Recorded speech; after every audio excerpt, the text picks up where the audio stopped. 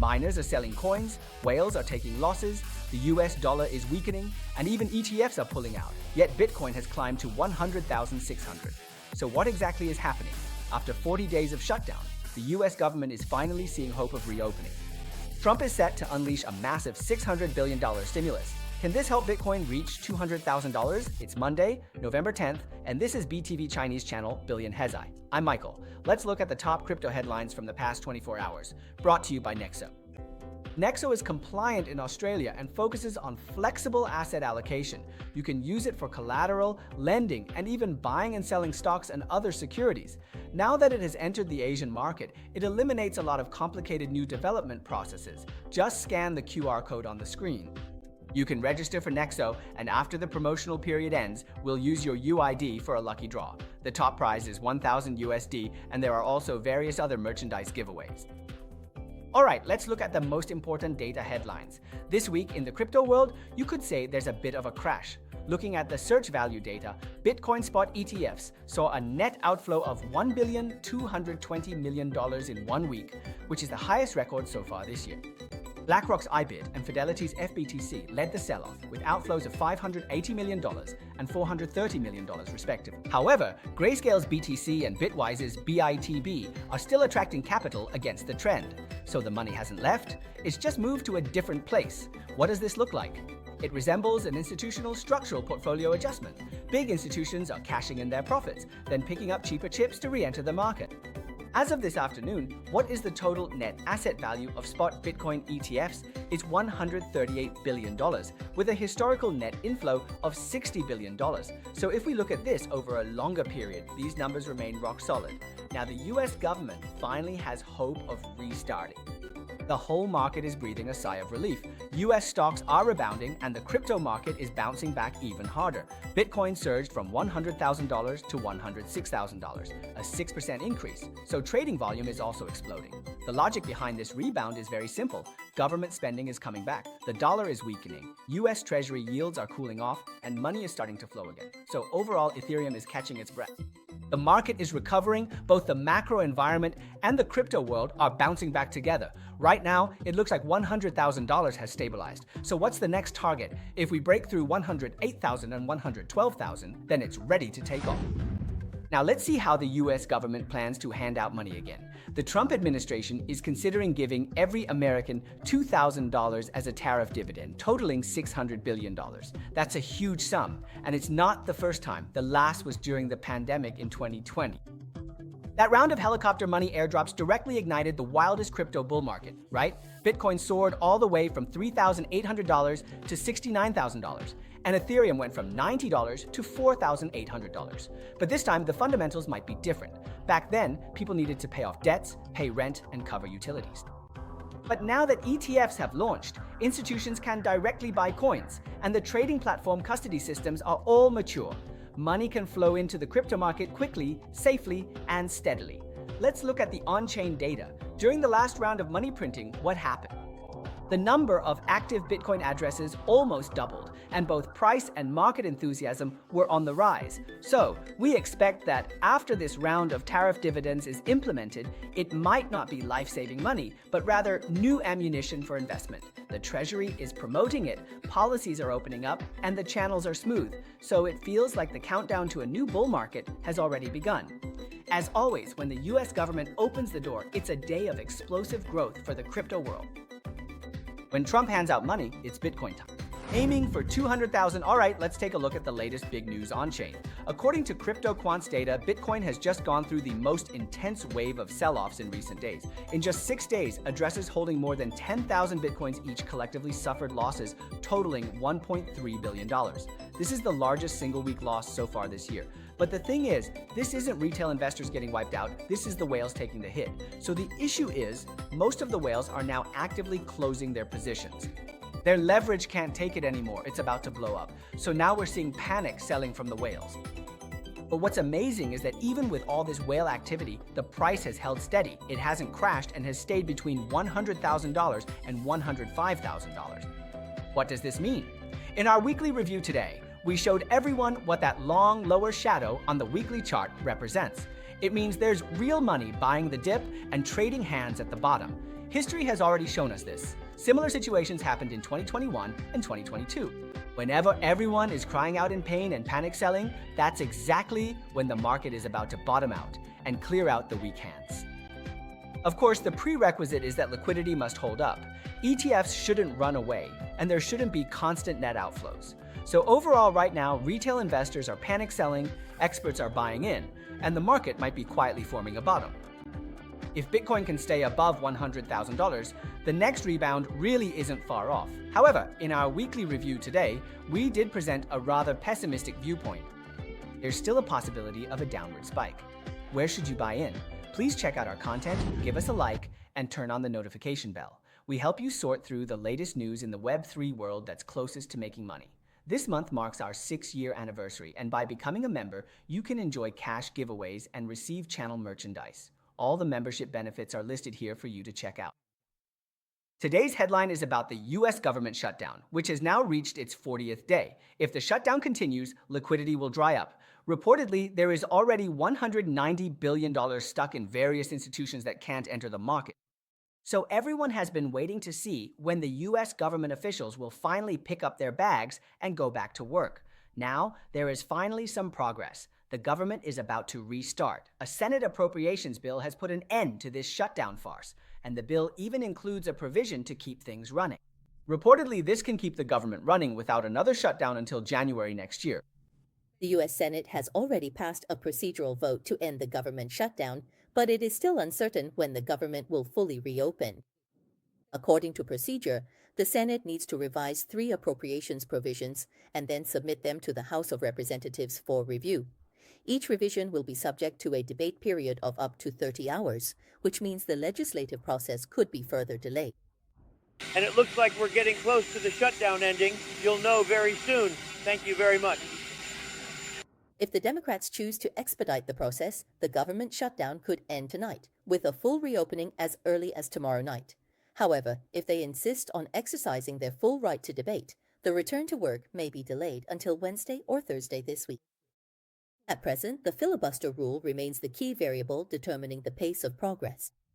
Both US government shutdowns have been related to me. The first shutdown cost me about $10,000 and lasted more than 20 days. I remember Yellowstone National Park was closed at that time. I was on a road trip in the western US and couldn't visit Yellowstone, so I missed out on the beautiful scenery. And this time, the shutdown has lasted over 40 days. My wallet took a hit, dropping from $120,000 to $100,000. This is my real hard-earned money. So, has everyone thought about this question? How important a small government is? Even if the US government shuts down, at most, it's just that civil servants don't get paid. There are some cash flow issues and some problems with loans. But the functions of society still operate normally, so it's not as if the absence of a particular government official would make things fall apart. A small government is actually beneficial to the people. There's a pretty striking data point recently. On October 9th, 51,000 bitcoins were transferred into the Binance exchange. Who made the transfer? It was Marathon, a big player in the mining industry. In the past, they used to say, "We only mine, we don't sell." But now, they've started selling as they mine. Why? Basically, after doing the math, I found that every 25 days, Bitcoin's mining difficulty increases by about 5%. In other words, in less than a month, miners' profits drop by 5%, so now even the big mining companies can't hold on anymore. The landlords have run out of surplus grain. Even a reputable company like Marathon has started selling coins just to pay for electricity. So you can imagine how tough it is for small-scale miners. So with this move, Marathon, a leading mining company, has set an example for everyone. Prioritize cash flow and focus on survival first. Charles Edwards, founder of Corporal Investments, released a chart indicating that early Bitcoin holders are accelerating their sell-offs. This wave of activity started in November 2024 and has been intensifying ever since. Data shows that, from ancient times to now, Owen Gandon has transferred 600 bitcoins, worth about $61 million, to the exchange Kraken. He still holds around 6,050 bitcoins, with a total value of approximately $618 million. Among Bitcoin account holders, there is someone you might not be very familiar with named Owen Gandon. He owns 15,000 Bitcoins. This is a well-known name. There may be others who hold even more, but those are anonymous. However, this year alone, he has already cashed out $1 billion. Is there anything wrong with that? I don't think so. What does this kind of cashing out mean? He gave up his personal rights. He held onto those coins for 10 years, accumulated them for a decade, and now he's cashed out $1 billion. If he wants to buy a yacht, he buys a yacht. If he wants to buy a plane, he buys a plane. He can sleep wherever he wants, right? I think you have to allow people the freedom to buy and sell. You can keep an eye on the present, but people should be free to trade. So what does this comparison show? Some people, when you deposit your money in certain institutions, they ask you where the money came from. And when you want to withdraw it, they ask what you're going to do with it. Hey, is this really your money? Everyone, think about that for a second. The world of finance has already changed. If you still see it as some kind of monster, all I can say is suit yourself.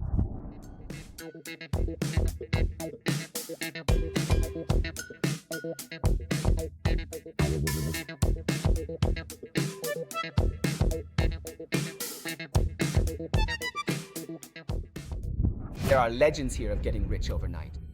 There are also carefully crafted scams. This is a dark forest of chaotic development, but it also nurtures the spark of hope leading to the light. The destination of faith is freedom, and the endpoint of consensus is equality. BitcoinTV, guiding you through the fog to see the future and helping you gradually become wealthy together. Kevin. The digital euro will begin pilot testing in 2027, and the banks are all panicking. The Bank of France was the first to come out and voice opposition.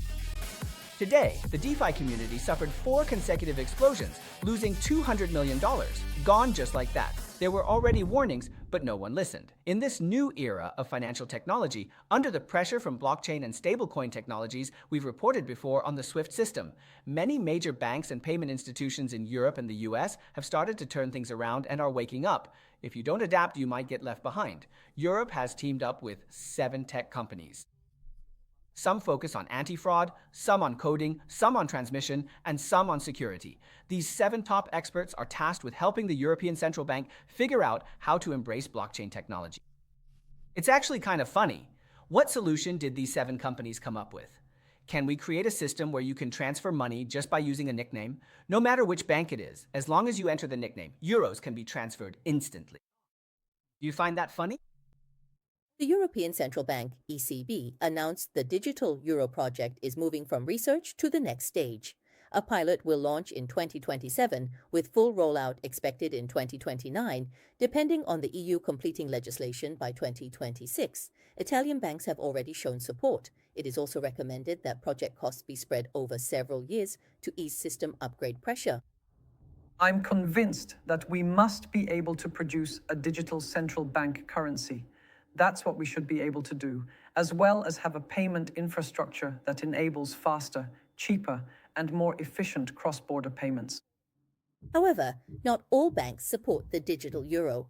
Many commercial banks in France and Germany hold a cautious attitude toward the plan, fearing that a retail wallet led by the European Central Bank would divert deposits and weaken the credit function of commercial banks.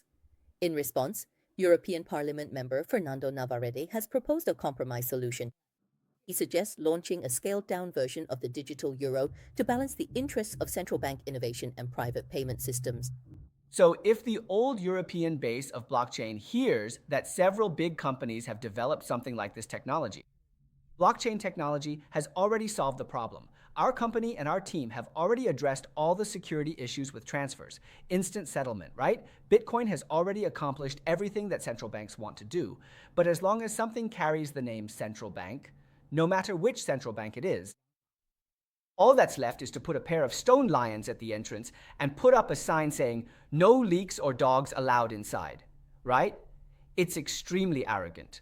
But when faced with the pressure of this new trend, as I always say, I've never seen a centralized institution or government successfully block a technological revolution when it arrives. Either they get crushed to dust, or they embrace it and have a slim chance of survival. In the blockchain world, in the world of code, do you know who makes money the easiest and the fastest? Hackers. Just last week, the DeFi space was turned into a complete mess by hackers. It was chaos everywhere. In just 4 days, there were 4 consecutive hacks totaling $200 million, gone just like that. First, Balance reported a loss of $180 million, right? Then Movewell collapsed right after. And People's had it even worse. $320 billion in locked assets were wiped out in an instant. It was basically a zero-cost acquisition.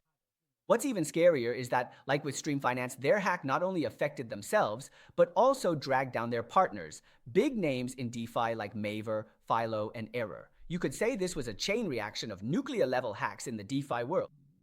There were actually early warning signs before this crash. The well-known analyst CBB had previously warned that String lacked transparency.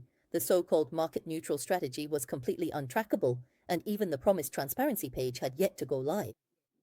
As soon as this was said, panic spread through the market and users started a run on withdrawals. It was then revealed that Stream had already lost $92 million and user withdrawals had to be suspended.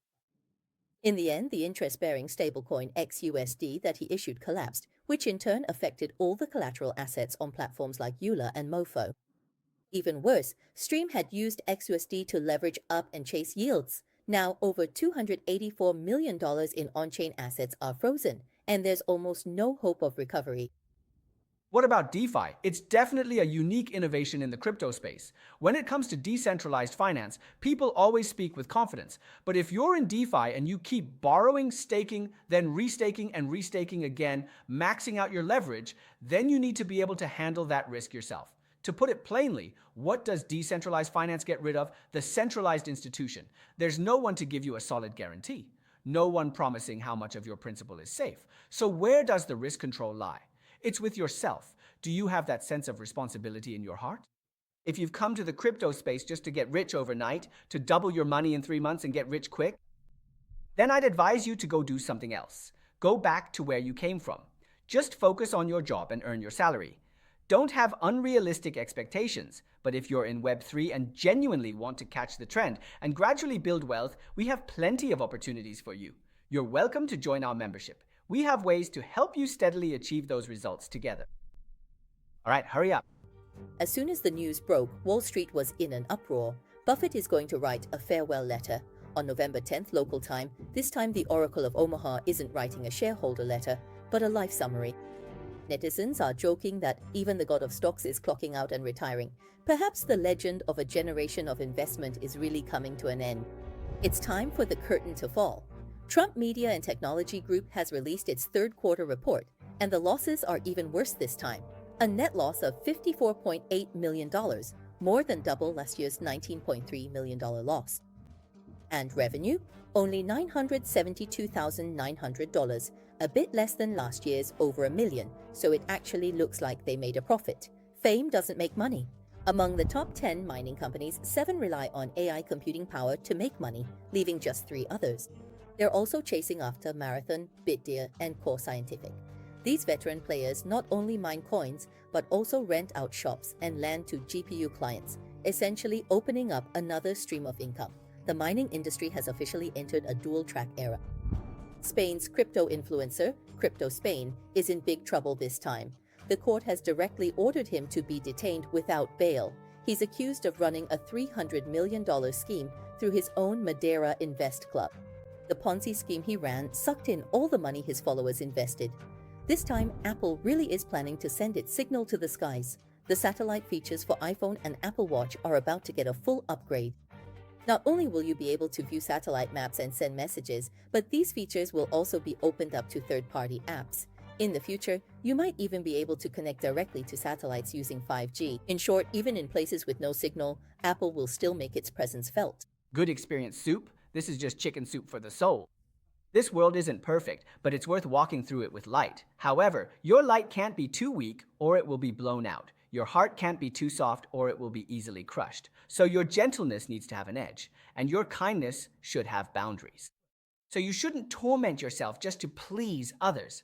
You need to understand that you must make those who have been spoiled by others feel a sense of respect and awe towards you. Only when you learn to say no will you truly start to love yourself. Only when you learn to set boundaries will the world truly respect you. Remember, kindness doesn't mean always sacrificing yourself or giving in. Kindness is a choice, not blind self-sacrifice. You need to learn how to use it wisely. Fight back with a smile. Beneath a gentle exterior, keep a sharp heart. It's not that I'm easy to bully, it's just that I don't even consider you worth my attention. But when you do strike back, make it decisive and fatal. If you understand, give this a like. All right, that's all for today's episode. Here we have what we call member benefits, and we hope you'll join as a member and grow wealthier with us. See you tomorrow.